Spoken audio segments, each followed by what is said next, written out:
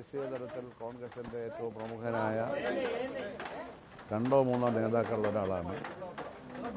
ഒരു ദീർഘകാലത്തെ സുഹൃത്ത് ബന്ധം, ഒരു 25 വർഷത്തിലേറെയുടെ സുഹൃത്ത് ബന്ധം ഞങ്ങൾ തമ്മിലുണ്ട്. അസംബ്ലിയിൽ ഞങ്ങൾ ഒരുമിച്ച് പ്രവർത്തിച്ചിട്ടുണ്ട്. വളരെ സ്നേഹബന്ധങ്ങളുള്ള ഒരാളാണ്, രാഷ്ട്രീയത്തൊക്കെ അതീതമായി. അപ്പോൾ അദ്ദേഹം ഇവിടെ ഉള്ളപ്പോൾ ഞാനൊന്ന് കാണാൻ വേണ്ടി വന്നെന്ന് മാത്രമേ ഉള്ളൂ, വേറൊന്നും. മന്ത്രിസഭാ ചർച്ചകളൊക്കെ നടക്കുകയാണല്ലോ, മന്ത്രിസഭയൊക്കെ പൂർത്തിയാക്കിയല്ലോ അവര്. എന്നാ കേട്ടത്? ഔദ്യോഗികമായി പ്രഖ്യാപിച്ചിട്ടില്ല. അമ്പലപ്പുഴ അത് എന്നോട് ചോദിച്ചിട്ട് കാര്യമില്ല. ഞാൻ അതിനു വേണ്ടി ആരുടെ അടുത്ത് ശുപാർശയ്ക്ക് പോയിട്ടില്ല. ഞാൻ ശുപാർശയ്ക്ക് പോകാറേ ഇല്ല. 2 തവണ നേരത്തെ മന്ത്രിയായപ്പോഴും ഒരു ശുപാർശയ്ക്ക് ഞാൻ ആരുടെ അടുത്ത് പോയിട്ടില്ല. ഒരു തീരുമാനിച്ചു, മന്ത്രിയായി, എങ്ങനെ പ്രവർത്തിച്ചു എന്ന് സഹോദരിക്ക് അറിയാമല്ലോ, ഒരിക്കലും അറിയാമല്ലോ. ദോഷമൊന്നും ഉണ്ടായിട്ടില്ല. ഇപ്പോഴും അങ്ങനെ തന്നെയാണ്. ഒരു സ്ഥാനത്തിന് വേണ്ടിയും ഒരിടത്തും ഞാൻ ശുപാർശയ്ക്ക് പോകാൻ ആരെ കൊണ്ട് ശുപാർശ ചെയ്യിക്കാറുമില്ല. സ്ഥാനങ്ങൾ കിട്ടിയാൽ അതൊരു സാങ്കല്പിക ചോദ്യമാണ്. അത് കിട്ടട്ടെ, അപ്പം തീരുമാനിക്കാം. ഞാൻ ഒരു ചർച്ചയിലും പങ്കെടുത്തില്ലെന്ന് ഈ ചെവി കേൾക്കത്തില്ല. കൂടിക്കാഴ്ച നടന്ന അദ്ദേഹത്തെ ഞാൻ ഇടയ്ക്ക് കാണാറുണ്ട്. അപ്പോൾ ഇവിടെ വന്നു, അദ്ദേഹത്തെ കണ്ടു, ഞാൻ പോന്നു. 2 മിനിറ്റല്ലേ എടുത്തുള്ളൂ. 2-3 പേരോട് ഇരിപ്പുണ്ടായിരുന്നു. അതൊന്നും എൻ്റെ പരിധിപ്പെടുന്ന കാര്യമല്ല. എൻ്റെ പരിധിപ്പെടുന്ന കാര്യമല്ല. പൊതുപ്രവർത്തകർ മാത്രമല്ലല്ലോ. പൊതുപ്രവർത്തകർ സംസാരിക്കുമ്പോൾ സൂക്ഷിച്ച് സൂക്ഷിച്ച് സംസാരിക്കണ്ടേ. മുഖ്യമന്ത്രിയെ തെരഞ്ഞെടുത്ത് കഴിക്കും. ഇനിയിപ്പോൾ അതേപ്പറ്റി ചർച്ച നടത്തിയിട്ട് കാര്യമില്ല. പോകുന്നുണ്ട്. ഞാനൊരു 11:30 എനിക്ക് പോയി ഫിസിയോതെറാപ്പി ഒന്ന് ചെയ്യണം. കാലിൽ ചെയ്യുന്നുണ്ട്. അമ്പലപ്പുഴയില്ല. അത് കഴിഞ്ഞ് ഞാൻ 11:30 പാവതിയായിരിക്കും. 11:30 പോയാൽ തന്നെ 5 മണിക്ക് ചെല്ലത്തുള്ളൂ. ചോദിച്ചോ ഷാജാൻ്റെ സഹോദരിയെ നിലക്കട്ടു. അവർക്ക് എന്നെ വലിയ കാര്യമായിട്ടോ. ഞാനങ്ങനെ പ്രത്യേക തലത്തിൽ മുഖ്യമന്ത്രിയെ പറ്റി ഫ്രെയിം ചെയ്തൊന്നും തീരുമാനിച്ചിട്ടില്ല. ഇവിടെ ഭരണകക്ഷിയായി വന്നത് UDF ആണ്. അതിനെ നയിക്കുന്നത് ഇന്ത്യയിലെ ഏറ്റവും വലിയ മതനിരപേക്ഷ പ്രസ്ഥാനമായ കോൺഗ്രസ്സാണ്. അപ്പോൾ അവർ തീരുമാനിച്ചു, ഘടകകക്ഷികൾ അംഗീകരിച്ചു. അതല്ലേ ഭരണഘടനാപരമായ അതല്ലേ പിന്നെ. അത്രയേ ഉള്ളൂ. ഞാൻ അദ്ദേഹം സത്യപ്രതിജ്ഞ ചെയ്യുന്നു നാളെ. MLA എന്നുള്ള തരത്തിൽ ഞാനതിന് പോകുന്നുണ്ട്. അത്രയേ ഉള്ളൂ. അല്ലാതെ ഈ കാര്യങ്ങളിലൊക്കെ ഇന്നാര് മുഖ്യമന്ത്രിയാണ്, ഇന്നാര് മുഖ്യമന്ത്രി അങ്ങനെ പറയാമെന്ന് ഞാൻ പറയാറില്ല.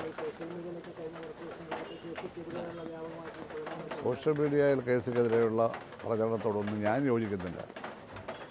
ഞാൻ സോഷ്യൽ മീഡിയയിൽ ആരെ ആക്ഷേപിച്ചുകൊണ്ട് ഒന്നും ചെയ്യാറില്ല. ആരെങ്കിലും അനാവശ്യം പറഞ്ഞാലും മറുപടി എങ്ങാനും പറയാം, അത് മാന്യമായിട്ടാണ് പറയുന്നത്. സോഷ്യൽ മീഡിയയിൽ ദുരുപയോഗം ചെയ്യാറില്ല.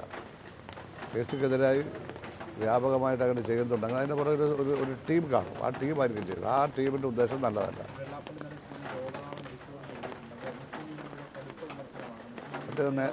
അദ്ദേഹം നേരത്തെ മുതലേ ഏതാണല്ലോ പറയുന്നത്. ആൻറ്റി മുസ്ലിമായിട്ട് പറഞ്ഞുകൊണ്ടിരിക്കുകയല്ലേ, അല്ലേ?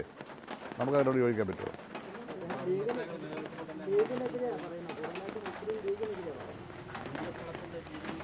അല്ല, അദ്ദേഹം ഇങ്ങനെ പറയുമ്പോൾ അദ്ദേഹത്തിൻ്റെ വീട്ടിൽ പോയി അദ്ദേഹത്തെ കണ്ടതുകൊണ്ട് എന്താ തെറ്റ്? തെരഞ്ഞെടുപ്പിൽ എന്നെ സഹായിച്ച എല്ലാ ലീഡേഴ്സിനും ഞാൻ പോയി കണ്ടു. അദ്ദേഹത്തെ മാത്രമല്ല കണ്ടത്. അതിനെന്താ തെറ്റ്? ഞാനത് പലതവണ ഏത് ചാനലാണ്? 24. സാധാരണ റിപ്പോർട്ടറാണ് ചോദിച്ചുകൊണ്ടിരിക്കുന്നത്. പിന്നെ കൈരടിയും ചോദിക്കാറുണ്ട്. അപ്പോൾ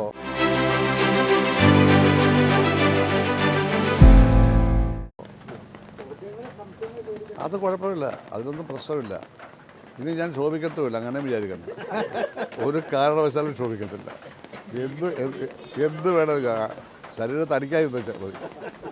അതായത് കേരളത്തിലെ ജനസംഖ്യയിൽ 33% ഈഴവരാണ്.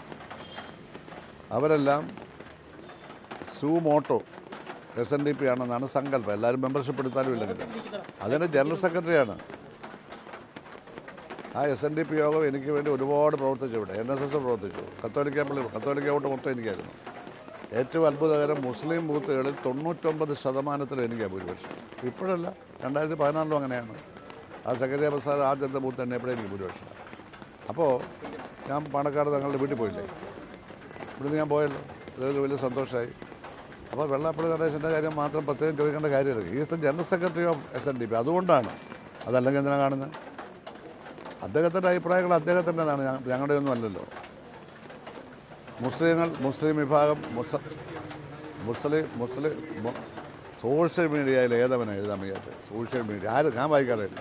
സോഷ്യൽ മീഡിയ മുസ്ലിം ജനവിഭാഗമാണ് എനിക്ക് വോട്ട് ചെയ്താൽ ഒന്നാമത് നിൽക്കുന്നത്. അവർക്കെന്നെ അറിയാം. വെള്ളാപ്പള്ളി നടേശനെ ഉദ്ദേശിച്ചല്ല അവർ വോട്ട് ചെയ്യുന്നത്.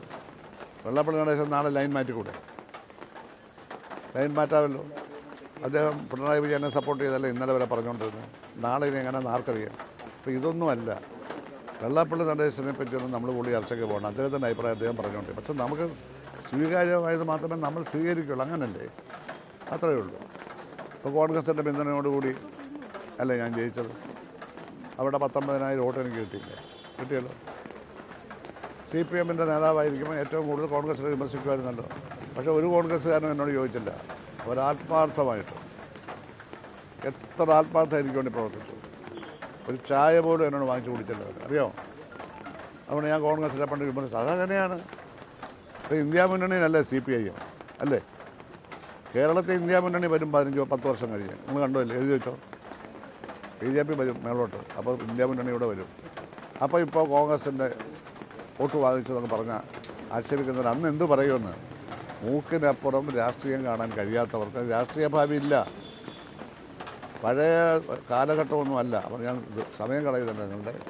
അതുകൊണ്ട് ശരിയായ നിലപാട് ഞാൻ സ്വീകരിച്ചുകൊണ്ടാണ് 22,000 പേർ വോട്ടിൻ്റെ ഭൂരിപക്ഷം. ആരും പ്രതീക്ഷിച്ചില്ലല്ലോ. എനിക്കറിയാൻ നിർത്തുന്നു എന്നല്ല, വരാൻ സാധ്യതയുണ്ട്. ഞാൻ പറഞ്ഞതുകൊണ്ടല്ല അവർ വരുന്നത്. അവർ കണ്ടില്ലേ വോട്ട് പിടിക്കുന്നത്. 3 MLA-മാരെ വിജയിപ്പിച്ചില്ല. പണ്ടൊരാൾ വിജയിക്കുമായിരുന്നു. ഇവിടെ പണ്ട് ജയചന്ദ്രൻ മത്സരിച്ച് 5,000 വോട്ട് അമ്പലപ്പുഴ മണ്ഡലത്തിൽ കിട്ടിയത്. കഴിഞ്ഞ ഇലക്ഷനിൽ 22,000 ചിഹ്നം കിട്ടി. ഇത്തവണ 16,000 ചുരുങ്ങി. BJP വോട്ടർമാരെല്ലാം വർഗീയവാദികളല്ല. വോട്ടർമാർ സാധാരണക്കാരാണ്. അവരൊന്നും RSS പ്രവർത്തകരുമല്ല. ഇതൊക്കെ നിങ്ങൾ മാധ്യമങ്ങൾ ഇത് വിശകലനം ചെയ്ത് ജനങ്ങളോട് പറയണം. BJP വോട്ട് ചെയ്തുകൊണ്ട് അവർ വർഗീയവാദികളാവുന്നില്ല.